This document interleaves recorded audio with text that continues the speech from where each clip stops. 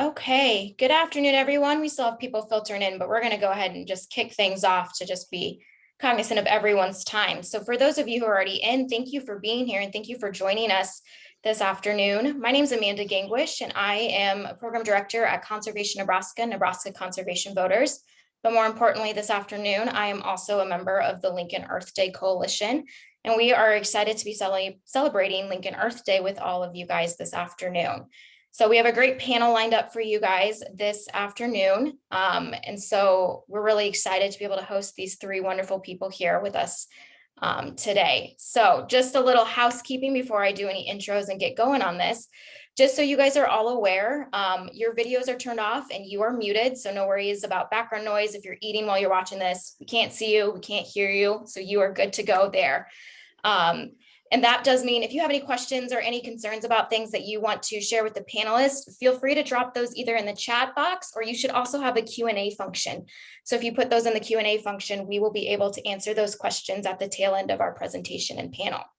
So what we're going to do, the plan that we're going to run with this afternoon is we're going to have our three wonderful presenters go through their pieces. So Scott, Miki, and Dave will all give quick presentations about their respective organizations and some of the cool plans and sustainability initiatives they have coming out in the past.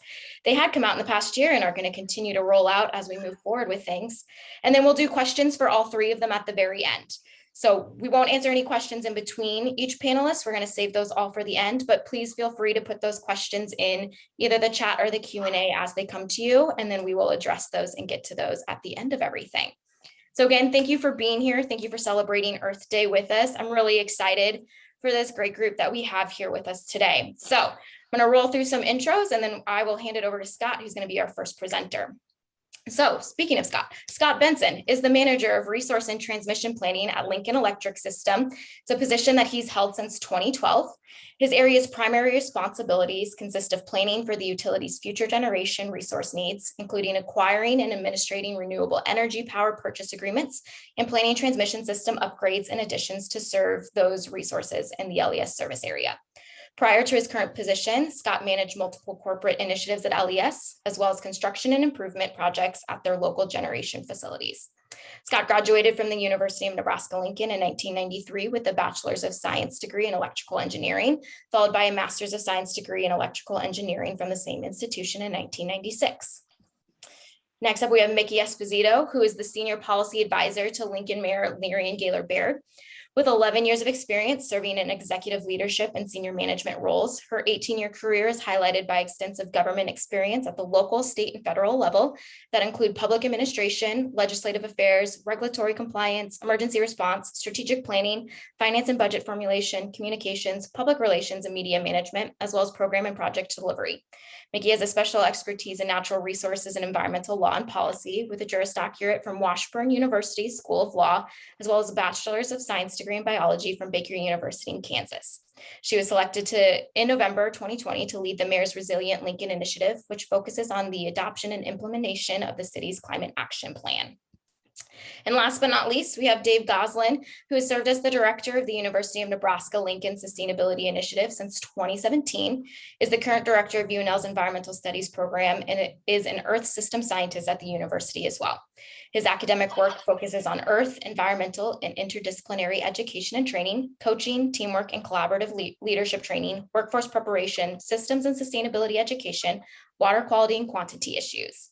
Dave holds a bachelor's in geology from the College of St. Thomas and a PhD in geology from South Dakota School of Mines and Technology. So, as you can see, well-qualified group of individuals, lots of expertise and background here, and I'm excited to hear all of these cool things that have come out of Lincoln in the past year. So with that, I'm going to hand it over to Scott, who is going to dive into some of LES's things.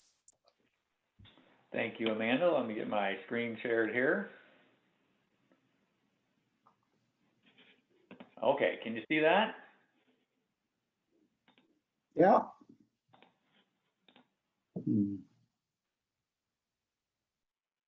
All right. Well, I'm going to talk to you a little bit about LES's new decarbonization goal, and we're going to talk about things we've done in the past to kind of prepare us where we are now, and then a little bit about where we're going to go in the future. So to start with, for those of you who don't know, this is LES's decarbonization goal. It was put forth by the LES Administrative Board late last year. It calls for us to achieve net zero carbon dioxide production from our entire generation portfolio by 2040. And for those of you who don't know, when we say net zero, that means if we can just get close to zero, well, we might be allowed to go ahead and offset some of the remaining emissions with things like planting trees or native prairie. Now, the board also said that we've got to make sure that we balance our pursuit of this goal with the numerous different things. And that includes a continued commitment to high reliability, because you guys all count on that. Environmental stewardship, no matter which kind of resources we pursue. Now, we've got to make sure we keep a view of our bottom line, the cost, because that also is really important to everybody, especially our people on low and fixed incomes. We've got to make sure that we have consideration of our existing contracts, because we have a lot of things that we've got to work through over the next 2 decades that we're locked into currently. And then finally, we're going to need technology to come along and help us out, and that's both in the areas of generation and energy storage and things like carbon capture and sequestration. So let's go through a little bit of the background. We're going to start way back and kind of bring that into what is manifested today. And a lot of these things, if you pay attention, are things that customers can do to help out and be involved in LES's pursuit of this goal. So the first one, Amanda, let's try and bring up our polling question. We're going to see if we can get you guys involved here. This is LES's first solar home. So we're going to have you guess what year this went in. You got 1976, 1986, 1996, and 2006. So everybody get your votes in. Let's see what you think.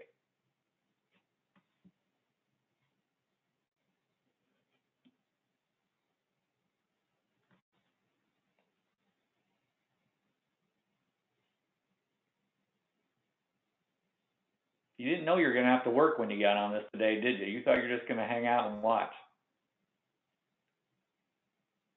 How are we doing, Amanda? Are we getting the responses in? Okay, so the leader in the clubhouse, 1976. Winner, winner, chicken dinner for you people, because it was 1976. Okay, that's crazy. I thought when I first learned that, that's a long time ago. LES had staff living in this house for a number of years. I knew a lot of them, kind of a neat thing. So you look at, well, what has that led into today? A lot of different programs. And with solar, these are all customer facing. Our customers can pursue net metering, so they're putting small scale solar on the roof of their home or their business and offsetting some of their load with the help of LES's incentives, which are really unrivaled in this area of the country.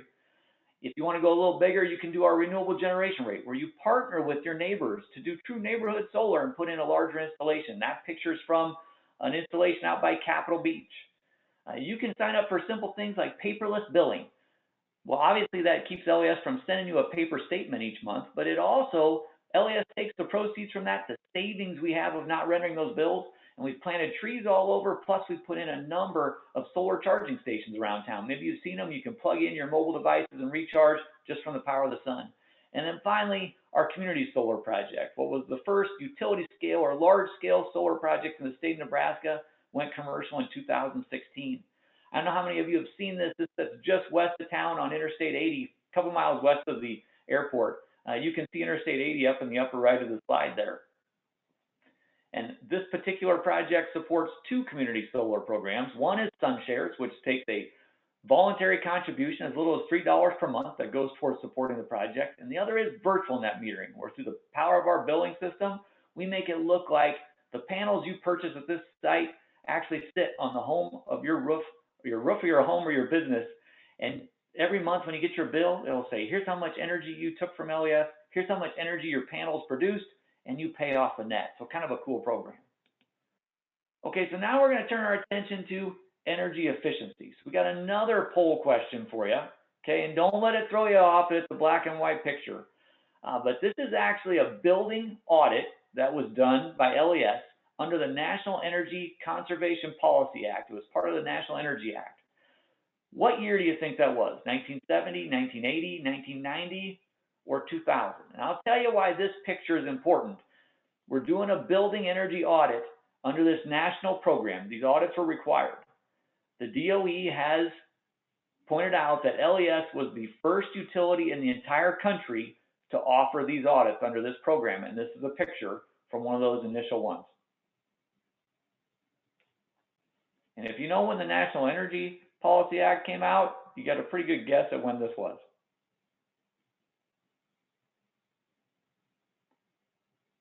Okay, so our winner is 1980.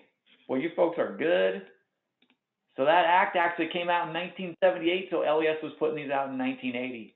So if you look forward, what's that led to? Well, our sustainable energy program, where you can get incentives to put in better insulation, higher efficiency air conditioners or heat pumps when you're making changes to your home or your business.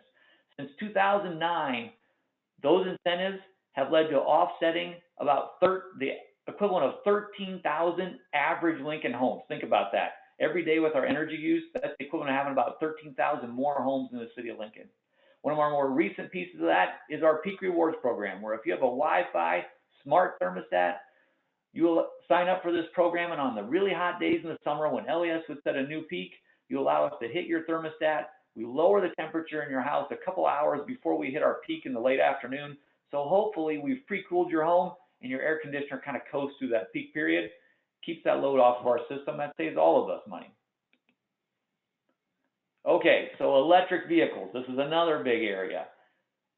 This is the first electric vehicle that LES was driving around the city of Lincoln. We're going to have you guess what year that was. 1980, 1990, 2000, or 2010. Now, you guys are on a hot streak. Don't let me down. See if you can get this one right as well. This one's a little easy, I think, because you can look at the car if you're of a certain age, and you can make a guess as to what vintage that was.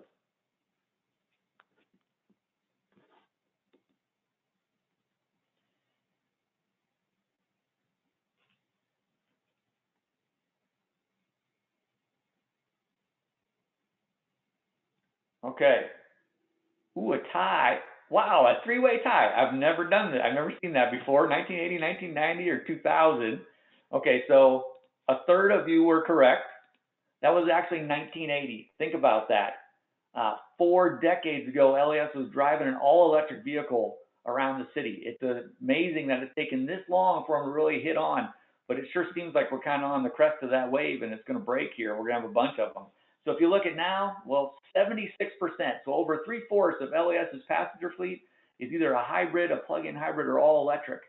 And we're also looking at these on the customer side. We've got an EV study going on that's been in 2019, 2020, and then we extended it in this year, one more year, to actually figure out when people are charging these vehicles, how much energy they're consuming, where they're charging them, and also when they're driving them and how much miles they're putting on them. Actually new for this year in 2021, we've rolled this into our Peak Rewards program, that smart thermostat program I talked about. So in both the winter and the summer months during our peak periods, we incentivize about 60-some participants not to charge their vehicles over our peak, again, saving all of us money by keeping our system costs down. And our last interactive one, these are the 2 wind turbines that sit out on the northeast corner of town. 2 of the first wind turbines ever in the state of Nebraska, and right now they're the 2 oldest operating wind turbines in the state of Nebraska. What years did those go in? 78 and 79, 88 and 89, 98 and 99, or 2008 and 2009?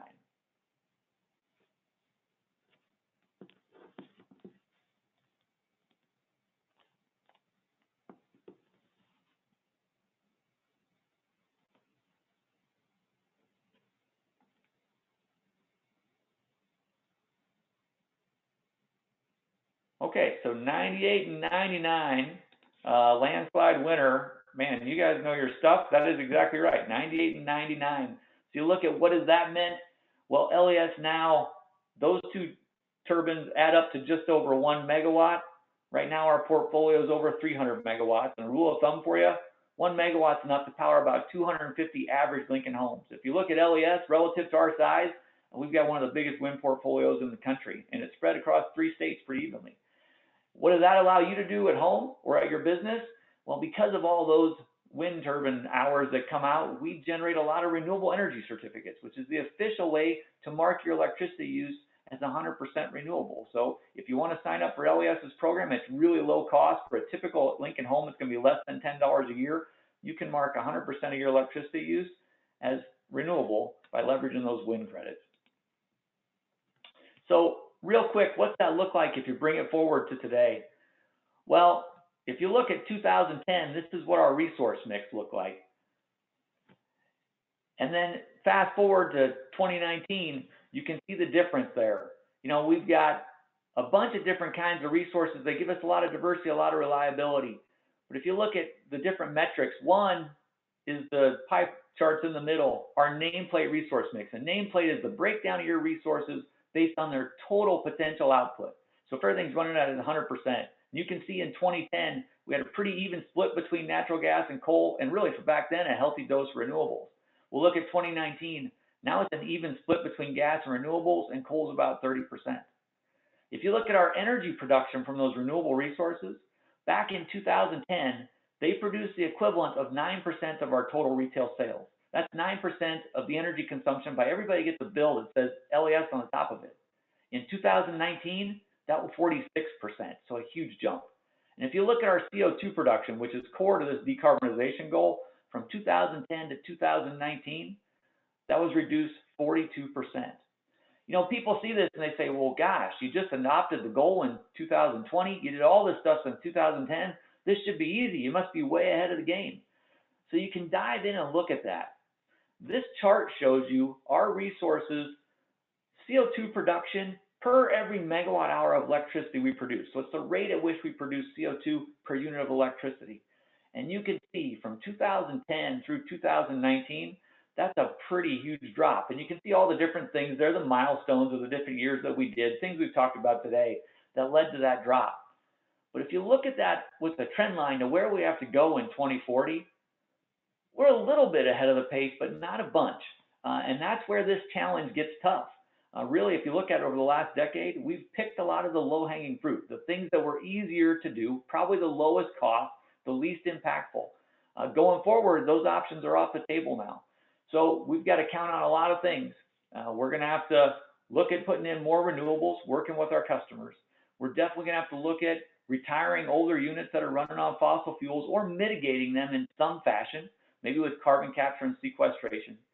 And the biggest thing we talked about is we're going to need technology to come along, because right now, from both a reliability standpoint and a regulatory standpoint, in the region we participate in, the Southwest Power Pool, the technology just doesn't exist to hit net zero today. But we've got 2 decades to work on this, and we're looking forward to the challenge.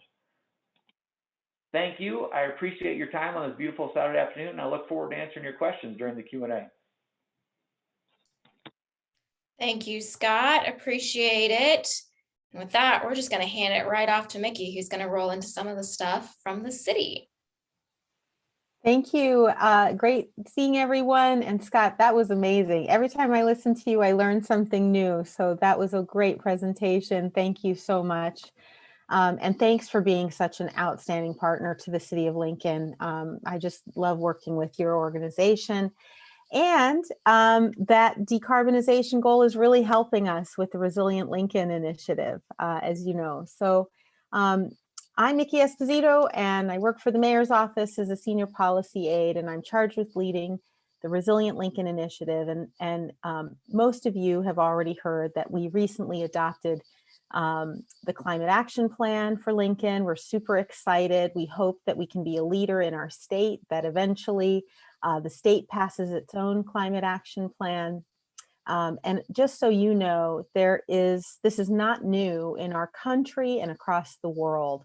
Lots of cities are leading in this space and really spearheading a more resilient future for their citizens. And so it's really nice to be part of that global and nationwide community. So a lot of optimism and hope on the horizon. So when we talk about resilience, what we mean collectively is that whenever a crisis occurs or a catastrophic event, that we are maintaining our systems and also have an ability to bounce back from that crisis or that catastrophic event.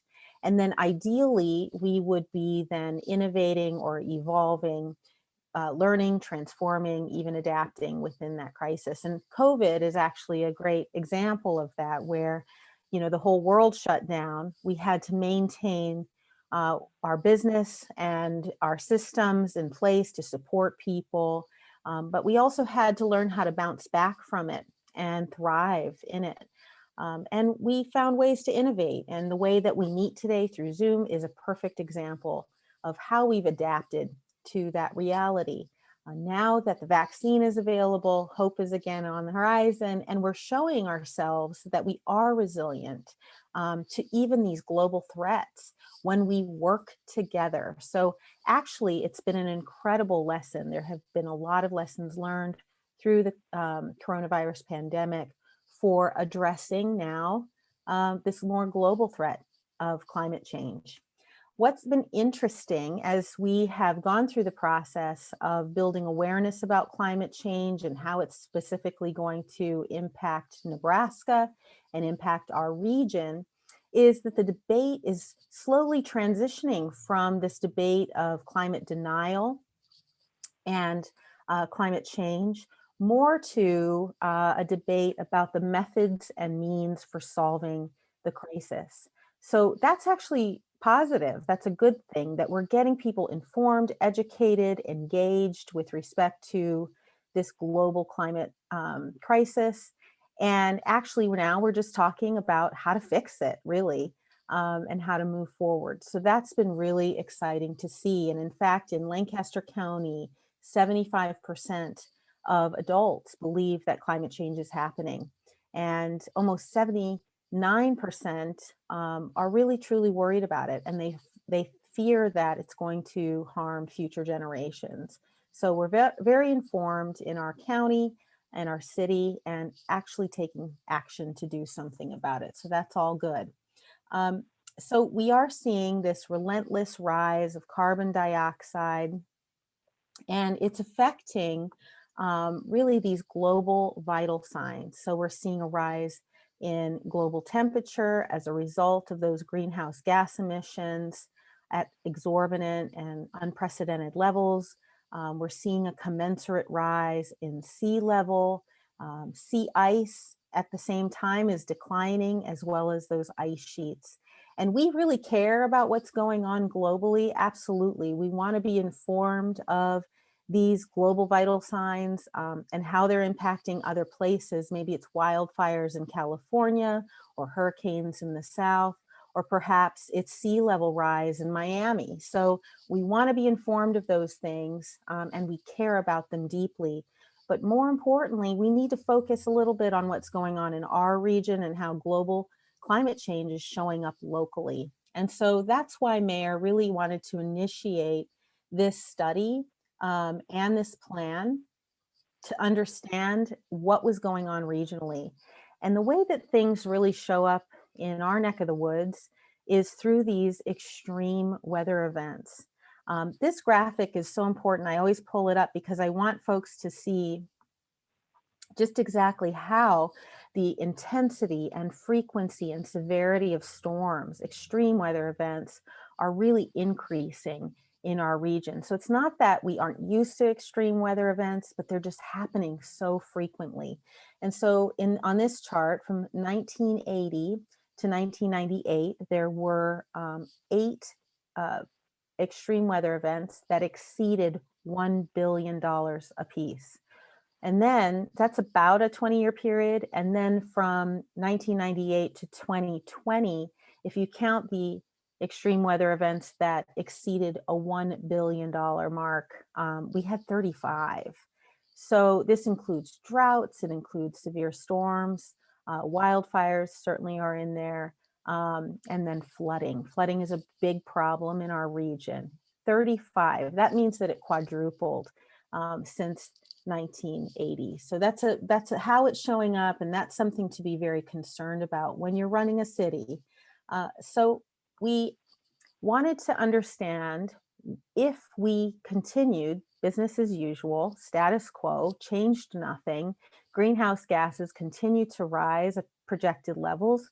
Well, what would that look like for Lincoln? And what I love about this plan most of all is that it's specifically tailored for our city. So Lincoln's future climate looks like this, and we're talking about projected out to 2050. 5 degrees warmer than the 1990 average, 44 days annually with a heat index over 100 degrees Fahrenheit, 10 to 16% increase in winter and spring precipitation totals, 4% less precipitation during summer than today, and then that 15 to 30% increase in heavy precipitation. Multi-day extreme precipitation events will increase in severity. And so you have these kind of protracted, frequent storm events, which is really the frustrating part of all of this, is that they're very hard to respond to. Imagine, flooding events, downed trees. Imagine if those downed trees hit our electric lines and poor Scott has to work his tail off to fix those electric lines and get power back on. So this is what we're talking about in a practical sense, but we're trying to mitigate and adapt to these projected rates. In addition to understanding what the future climate may look like if things don't change, we wanted to really do a deep dive into our highest risks. And as you can see, flooding by far is our highest risk. It's our number one risk in Lincoln specifically, especially with the flooding of 2019 that impacted our entire state. And then in 2014 and 15, if you were here and you recall, we had some serious Salt Creek watershed basin flooding that impacted a couple of neighborhoods. We had to actually evacuate whole neighborhoods to keep them safe from flooding threats.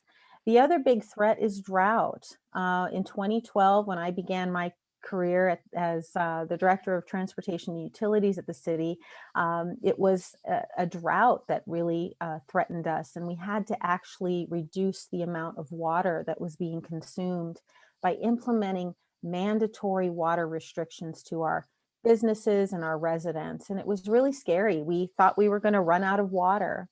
We had a similar situation in 2019 when the Platte River flooded. We got very close to, because power lines went down due to that flooding in our well field, we had to actually issue mandatory water restrictions again in 2019 to manage the consumption rates. And so you can see that between flooding and drought, there's also this commensurate threat with having a single water source. And one of the big initiatives that we have to stand up is securing a second water source for Lincoln.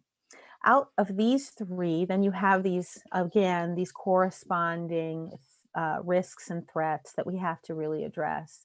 Public health, vulnerable populations, financial and workforce resources, how they are impacted, and how those risks cascade to resources. Our city policies have to be updated to take climate into consideration. Our transportation system is really going to change. As Scott was talking about, we're transitioning to a world of electric vehicles. Well, our transportation system is highly funded by gas tax, so a fossil fuel-based tax. And as that changes and we start to transition to EVs, well, we have to really address transportation policy at the same time. Our fossil fuel reliance is likely and probable to change. So we have to begin to really talk about where we're going to grow in a more reliable, with renewable energy, and making renewable energy sources reliable and affordable. Food supply, especially in an ag state like ours, we really need to make sure that we have food security for people. And then how do we approach natural resources? Are they available to us from an eco service standpoint? Scott talked a little bit about carbon sequestration. And so really those natural biological systems can actually help in this space. And finally, public awareness. Every city is responsible for informing and educating its citizens about what they're doing, what they plan to do, how they plan to spend tax dollars. And so public awareness will always be an important risk in which to mitigate. So the good news is, and I was so pleased with Scott's presentation because, everyone in Lincoln, from a City of Lincoln and LES standpoint, has really been progressive in this space. We have worked hard on sustainability and conservation and environmental protection. So the good news is that we get it, and we know that we have to work together to continue to succeed in this space. These are some of the projects that we have stood up since I've been a part of the city. And that number one, 23% reduction in greenhouse gas emissions, I'll get into that a little bit in the next slide, but that has a lot to do with LES's efforts in moving to renewables. So when we at the city take inventory of our greenhouse gas, we've been doing that for a number of years. This is a graphic that shows the rate since 2011. And the reason we start at 2011 is because it was a complete picture of greenhouse gas emissions and we wanted to measure it.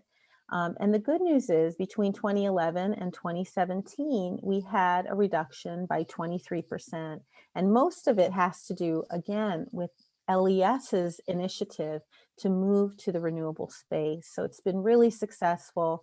And the city of Lincoln is doing its part to help that reduction. But we have never really taken into consideration what we can do from a carbon management standpoint.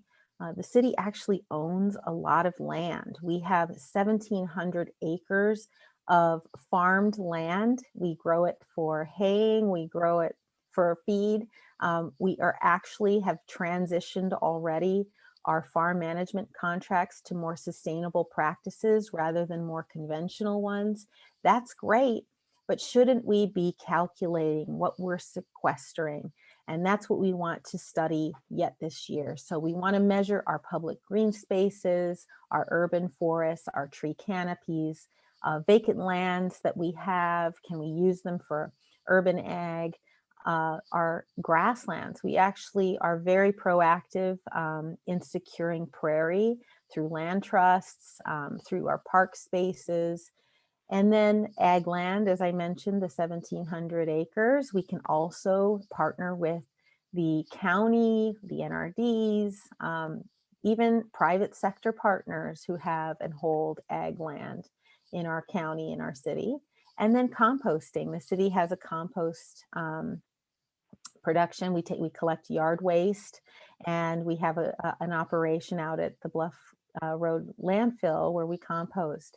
And what we're talking about in this next year is actually growing opportunities to compost food. So we're really excited to work with partners like LPS on a pilot to understand how to compost and stand up a community compost program by diverting food waste. So the 2021 through 2027 Climate Action Plan was recently adopted by the City Council. We had bipartisan support. It also received unanimous support of the Lincoln-Lancaster County Planning Commission. So this is a really great thing that's happening in our city. And yes, there is still pushback out there. There are still people who don't believe in climate change, but that's okay, because for the most part, the majority of people in Lincoln and Lancaster County do, and they want us to do something about it, and they want to help do something about it. So that's great. The vision of this plan is threefold. One, we have a bold and ambitious goal to reduce net greenhouse gas emissions 80% by 2050 relative to that 2011 level. And as you know, LES is a real partner in that. We would not be able to reach this goal without their partnership. And so we are so appreciative of them and how proactive they have been in our community, really. Then we want to be resilient to the climate hazards we face. And so that has a lot to do with floodplain management and securing that second source of water supply. We have to not just reduce greenhouse gas emissions. That's very important, so we can do our part to help the rest of the world. However, we also have to, in the meantime, make sure our folks have enough water and that they're free of flooding risks. And then finally, strategic climate directions and climate resilience will be integrated throughout city actions and ordinances. That's going to be truly important going forward. So I won't spend too much time on this slide because I'm just going to kind of run through the rest of our action areas. And you can find the plan online at Resilient Lincoln. If you go to lincoln.ne.gov, keyword resilient, you'll get to both our 6-year plan as well as the long-term vision, which is about 172 pages. It's a big read, but we have 8 climate action areas, and it's very comprehensive.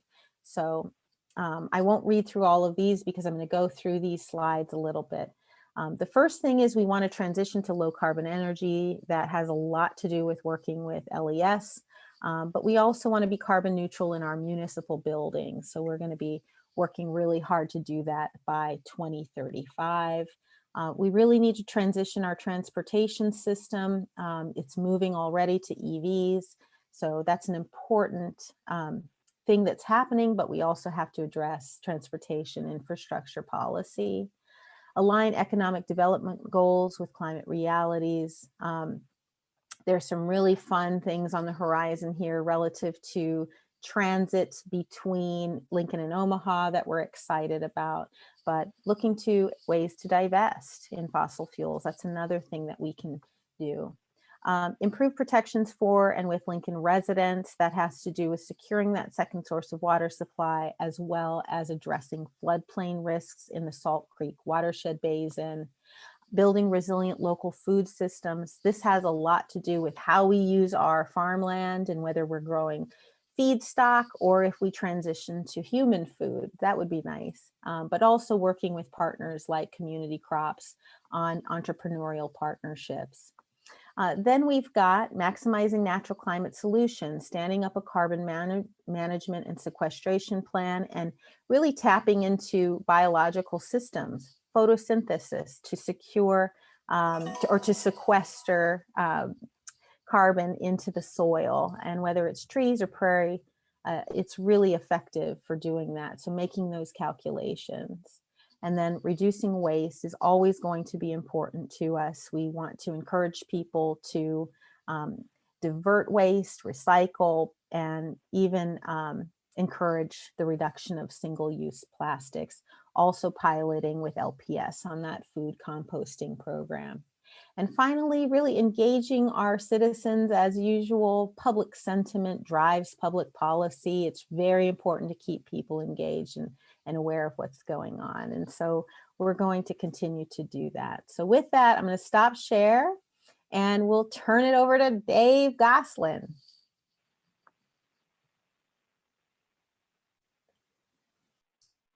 Thanks, Miki.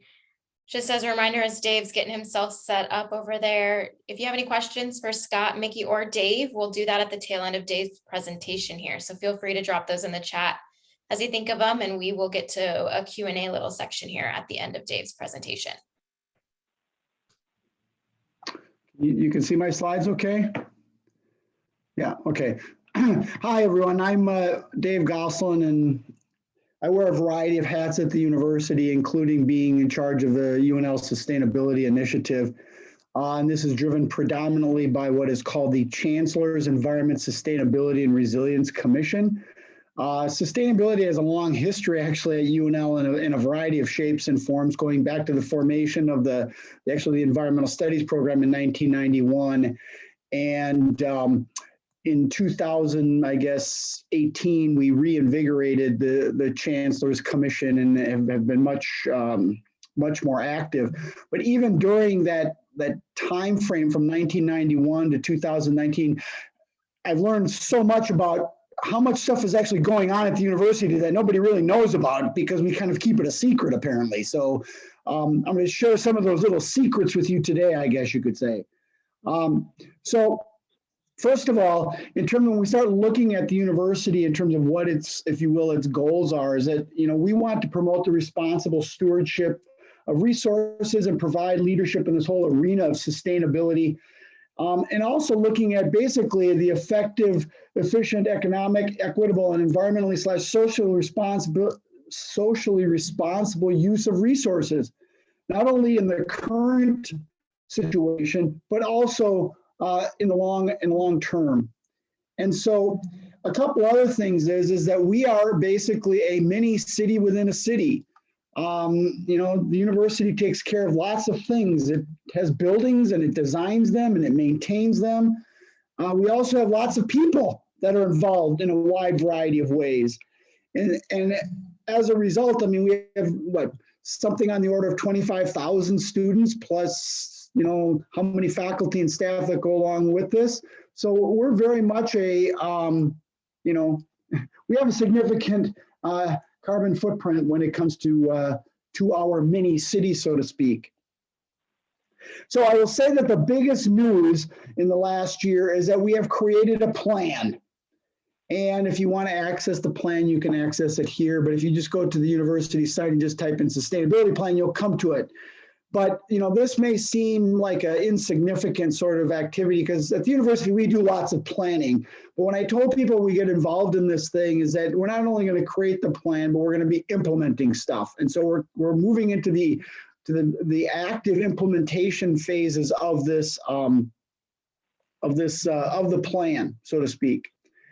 And so one of the things about our plan is that we have tied it into the United Nations Sustainability Goals, of which there are 17, and we're very much committed to these the Sustainability Development Goals, because they not only apply on a global scale, but many of the issues actually that Miki and also Scott alluded to along the way are linked back to these things. We are part of a global community to which we need to contribute, and UNL has a tremendous amount of resources that can go into this business. One of the other things that has been going on at the university is the 2025 strategic plan. And one of the themes of that is that where every person and every interaction matters. And we very much linked our plan to this larger strategic plan, because if we're going to get our environment, sustainability, and resilience master plan implemented and moving forward, we need to tie into this larger scale framework. And it turns out things dovetail very, very well into these, both these plans dovetail very well into one another. So the plan. In the plan, there are 10 themes, and as I'll show you in a second, these 10 themes kind of overlap a lot with the city's themes as well. And so again, the business of, if we look at these themes in a tiered fashion, if you will, 5 of these themes are related to facilities and operations. And it turns out that UNL is actually one of the leaders in the whole business of energy operations in universities, which again, nobody really knows about, but it's apparently a true statement. Also, of course, we do things in this arena of, when we talk about faculty, staff, and students, the business of teaching and learning, research and innovation, and of course, the wellness of people in this framework come into play. And then we've got what is referred to as the external and internal engagement tier, where the university has a potentially tremendous role to play, to be involved with partnerships, and I'll talk about those a little bit more later. So these 10 themes listed here have actually, aspirational goals, if you will, that go along with them. Consistent with what Scott and Miki talked about in terms of the business of net zero CO2 emissions and net zero energy readiness. That is something that we are focusing in on. The business of transportation, as it says here, creating an integrated transportation system along with the city of Lincoln. Again, we're a city within a city. We can't do it. They can't do it without us. We're all in this together, so to speak. So this is certainly going to, and this is probably, to me, this is one of the most complex things that you could ever possibly undertake, is this whole business of transportation. Again, the business of our research and innovation and some of the things that we can do in that arena, as well as the whole business of teaching and learning, because those are two of the primary functions of the university itself. This is, we went through this, if you will, ranking of our, coming up with priority scores for the aspirational goals. And that, again, there's certain things that jump out, and the one that jumps out, this B, a high priority score, was in this whole business of CO2 emissions and net energy. That's clearly on everybody's mind as being being very very important to our activities. And then when we start talking about the business of education, because that's what the university does, we want to be an innovative leader in that arena as well. So a couple things that we're doing in this teaching and learning arena is that we've instigated, if you will, a sustainability and curriculum infusion project where we're working with faculty to get sustainability concepts and things infused into their current curriculum. We're not talking about, complete tearing down things and starting over. We're starting about building into what we already have. In the arena of research and innovation, if you look at these 4 bullets and took any time to really spend, these don't look like they're that, huge of things to do.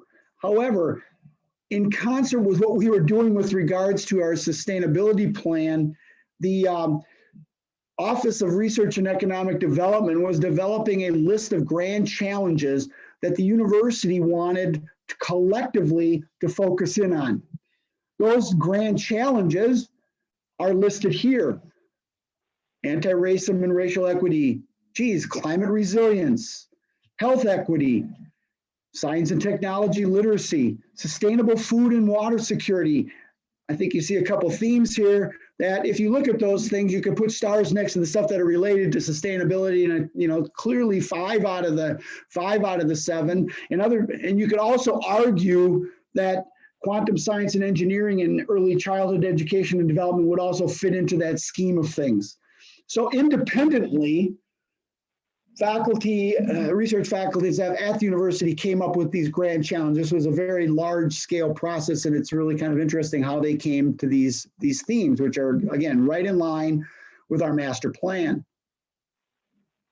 Now, we've got our friends over in the city working on the climate action plan as well. I've listed as the draft because I like this picture, but there's something more official. But the thing is that in the context of education and research engagement in the community, there's clearly a wide variety of areas in which the university as a research institution can contribute. And so we've been in conversations with Miki and Frankie Ulrich over at the city in the context of the business of natural climate solutions. And I think that there's some, there was some sort of grant application that I was on the fringes of being involved in, but the business of building local food building resilient local food systems and working with cooperative extension. And again, the business of low carbon energy, we're all kind of in that same world. So there's a lot of places where there's opportunities for collaboration and cooperation. And Miki and I speak basically on a monthly basis to kind of just keep in tune with what the various groups are doing. Along that lines, again, this business of research and student engagement, students are an extremely valuable resource. And, we don't give them enough credit. And I have to say that it's fun to see that I've got Lexi Polonov and Amanda and Brittany Albin. Those are all, former students in our environmental studies program that, have gone off to do important stuff within the city. But our students are a valuable, and we've been partnering since like 2013 as part of an environmental engagement in the community class. But there are many other ways in which this sort of engagement process can occur, and getting into this context of every interaction does matter. One example is a project that we've been working on with actually with Amanda and Conservation Nebraska in this area of trying to build capacity amongst students to be able to help build sustainable and resilient communities. And so one of the themes of our environmental studies program is, putting students to work with real people on real problems. We've partnered with our friends over at Conservation Nebraska, whose purpose is to protect, educate, and engage the community with regards to environment and sustainability and natural resources and such things. And we've also engaged on a more global scale with a group called ICLEI. And ICLEI is there to help local governments improve their sustainability and resilience activities. And so ICLEI is something that the state is, Lincoln has worked with in the past, and we're involved with them now. And so this is turning out to be a very valuable partnership. Also on the larger scale of Nebraska, we have through cooperative extension, Real Prosperity Nebraska, and some of the activities that are going on out in that arena. We've actually going to be adding in a sustainability and environment, natural resources segment to this rural prosperity Nebraska. And I don't have enough time to go into but just to know that extension and going beyond just Lincoln is there. Just in terms of some of the things that have occurred, the university in the, I guess the space of academics, there are roughly 1,075 universities and colleges and universities that spend time looking at this STARS rating. And I'll talk a little bit more about this, but it's basically a sustainability rating. This is for Big Ten because UNL is part of the Big Ten, and that's important to people. And also another university that's considered to be a peer institution, Colorado State. You can see the highest that you can get in the STARS rating is platinum, and Colorado State is there. You can see that there's eight or so Big Ten institutions that have gold.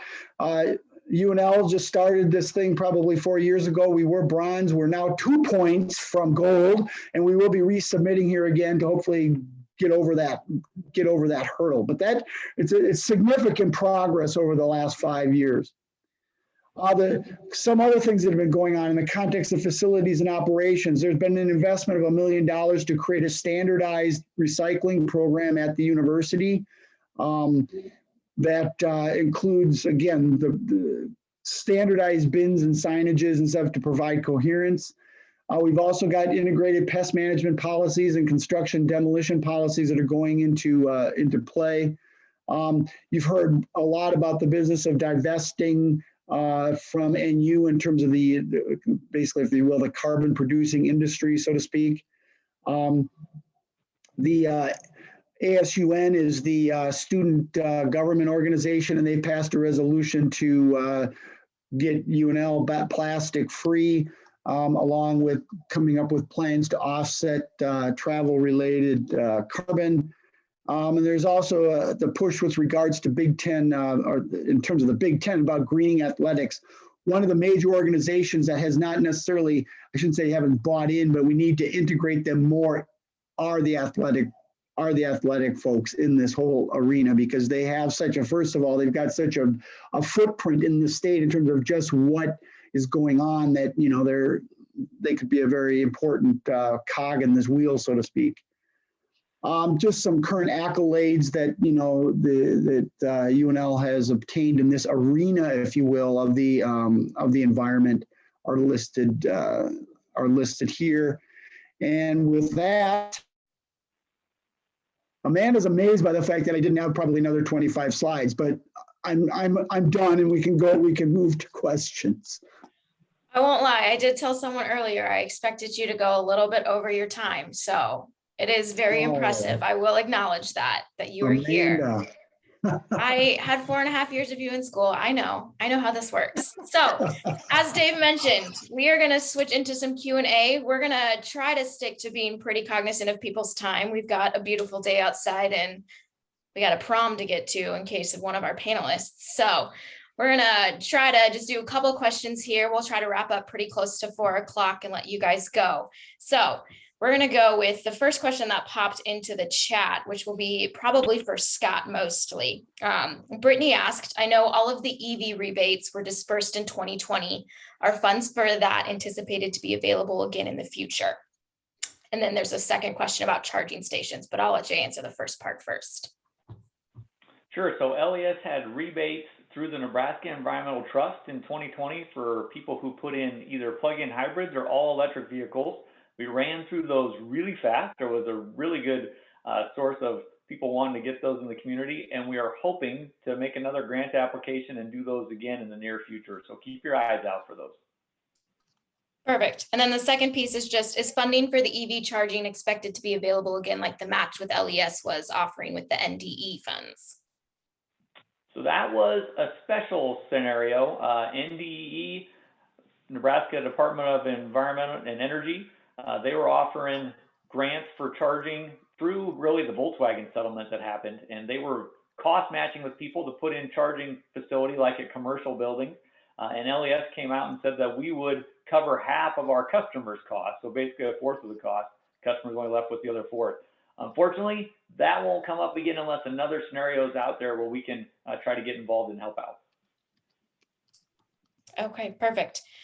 So we had another question in the chat from Alex, and I don't know who wants to take this one because I don't know if there's anything specific to any of your organizations, but given animal agriculture's contribution to climate change, what plans are in the works to encourage more plant-based alternatives and things in people's lifestyles?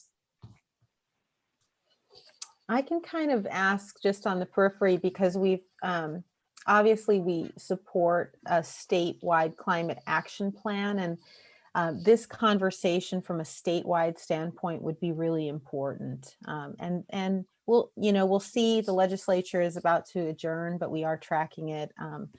Not sure it will be this year or next, but that's really important at a state level.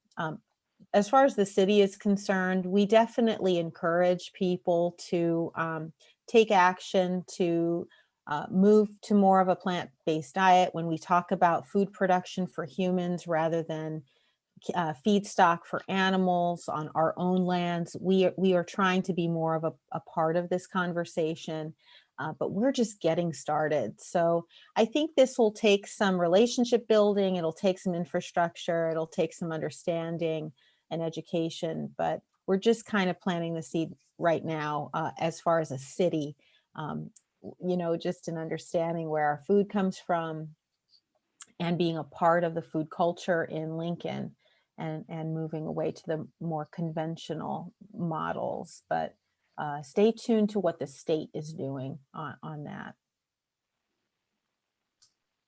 Yeah, from the university's perspective, I think Miki indicated that, where we are in there's a transition period going on, because clearly, the ag sector is a huge part of the entire economy in Nebraska. And so the idea of trying to work with, if you will, stakeholders across the spectrum from, in that arena is really an important thing. And those things are being done on, again, a variety of scales. Yeah, getting a lot of support to talk about it more so than moving into action. So Dave, yeah, exactly. Yeah. Okay, perfect. Dave, this question will be for you. So did UNL hire a consultant to help develop the plan, or was this process done entirely in-house? It seems like a daunting task, so I just wanted to know the approach. Well, absolutely. It was a daunting task. And through, I guess, as the co-chair of the Chancellor's Commission, along with my partner in crime, Prabs Shrestha, we basically kind of led the effort in collaboration with an executive council from the commission to put this together. The fact that we got it done basically in a little bit over a year is, in university time, is kind of a miracle. And so the fact that we're at this stage of the game, it's been efforts of a lot of different people, but we chose not to go with an external consultant because we figured we kind of knew our neighborhood a little bit better than bringing in somebody externally, and that it would take time for an external consultant to kind of learn nuances that we could pick up maybe a little bit more quickly. So we did it internally. Yeah, Dave's being modest and humble. He did it himself with Probs. They did an amazing job. Thanks, Miki. I'll say it for you. Okay, well, I'm going to ask one last question to wrap things up, and then give you guys a second at the end of your answer to also plug anything that you would like to plug in terms of if there's a good place for people to reach you if they have questions about anything, or a good place within your organizations respectively to reach people with questions.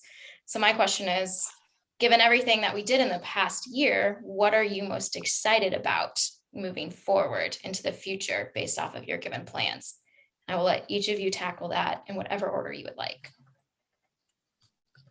I guess I'll go first. Nobody's chomping up at the bit to jump up there. I'm just excited to see where all this goes. I think all of us would acknowledge there's a lot of challenges, a lot of hurdles to achieving these goals. A lot of them are very aggressive. And so it's just going to be interesting to see how it shakes out and really to see what comes out of Washington, because that's going to play a huge role in how all this stuff works. Are we doing it on our own? Is it part of a national effort? It's probably going to be some mix of the above. So I'm really excited just to see how it works out. Yeah, I'll jump in. I'm excited about implementation of the plan. I like planning, and I think it's important, to know where you're going before you start down the path. But I'm very excited about the projects. And the projects really, as they're deployed, really gives us as a city the opportunity to interact with partners like LES, like UNL, like our community at large, like our vulnerable populations, like our cultural centers, et cetera, down the road. So all those incredible relationships that kind of build social capital in our community, because it's going to take social capital to solve this global threat. And I'm just so excited about that kind of ground game and that work together. Yeah, and I guess I'm excited by the fact that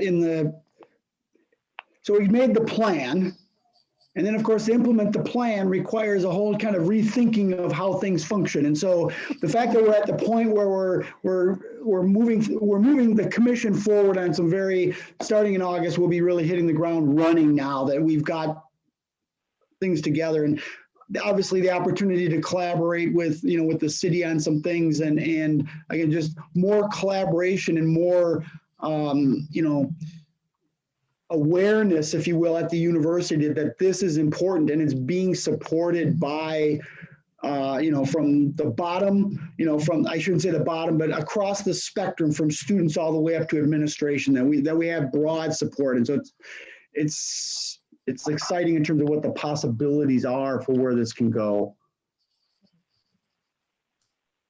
All right, those are great answers. Perfect. So little after 4, so we're gonna wrap up here so that everyone can go outside, enjoy the beautiful afternoon, the rest of the day. Thank you to Scott, Miki, Dave. Thank you so much for being here, spending an hour of your time talking about all of these great things coming out of Lincoln. Makes me excited for the future too, about where we're going to go with some of these things. So thank you to everyone who attended. Just as a heads up, this was recorded. So if you know some family or friends who are interested but chose to go outside instead of sit with us for an hour, this will be posted later. So have them tune in to the recorded video. Once that gets up, you'll be able to find that on our social media, our website, so lincolnearthday.org. As well as we're still running some of our participation prizes and those giveaways as a part of our Lincoln Earth Day month-long celebration. So you have until the end of April to participate in those. So all of the rules and how-tos for that can also be found either on our social media sites or on our website. So check those out. And if you're not doing anything tonight, the final piece of our day-long celebration is a family trivia night. So you can head over to our Facebook to find the event information about that. And we would look forward to having you guys there that evening. So again, thank you for joining. Thank you, Scott, Mickey, Dave. I appreciate it so much. Yes, thank you. Thanks, Amanda. Yeah, everyone Our have a great pleasure. rest of your day, a great weekend, and happy Earth Day. Belated a little bit, but happy Earth Day. Happy Earth Day. Everybody, bye. Have Bye. fun at home.